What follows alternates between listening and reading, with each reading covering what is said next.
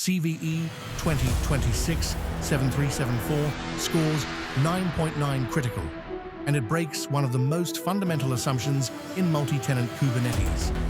An authenticated user with nothing but edit permissions in a single namespace can pivot through a symlink flaw in KubeVirt's virt-handler, hijack its privileged connection to the host runtime, and potentially seize full control of every node and workload in the entire cluster.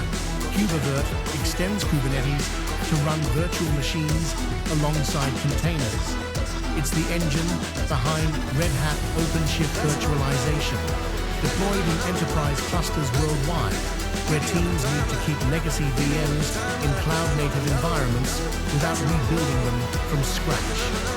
At the center of this flaw is virt-handler, a privileged daemon that runs on every cluster node, managing VM lifecycles and the console sockets that let operators connect directly to a running virtual machine. Because virt-handler operates with elevated host privileges, any code path that lets a tenant-level user influence which socket it connects to becomes a direct escalation vector, from a single namespace to the entire host. The exploit is elegant and surgical.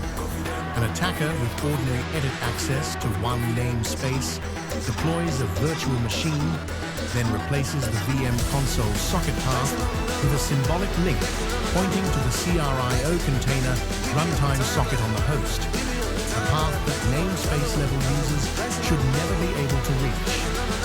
When virt-handler follows that symlink to establish the console connection, it hands the attacker a privileged channel directly into the host runtime.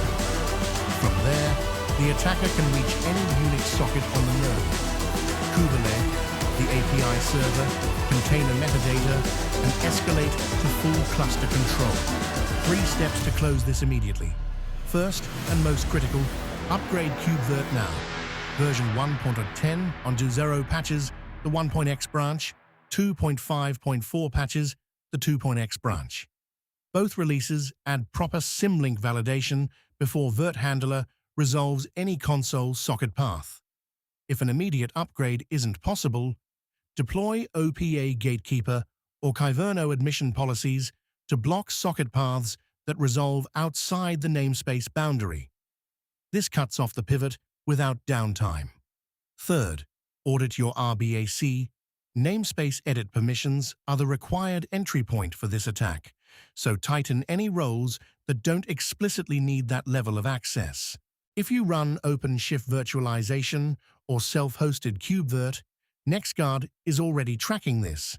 We surface CVEs ranked against your actual stack, so your team sees Kubernetes-level escalation paths before attackers do.